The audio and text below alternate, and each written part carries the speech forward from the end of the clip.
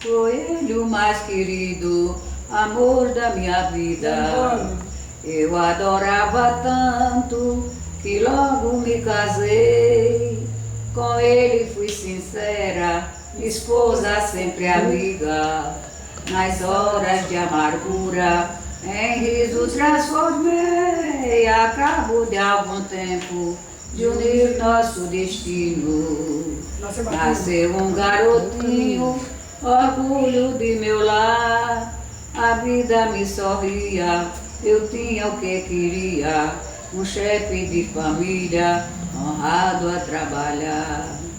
Mas numa noite de rei, quando a meu lar regressava, descobri que me enganava com a amiga mais fiel.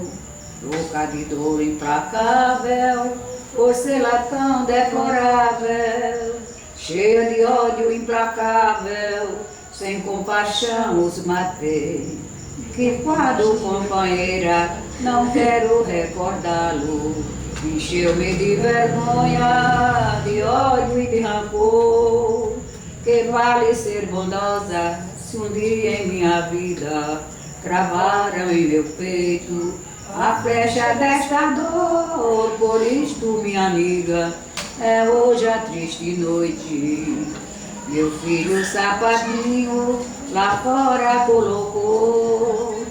Espera teu presente, não sabe que é pai dele. Por falso e por canalha, fui eu quem o matou. Uma palma. Muito bem!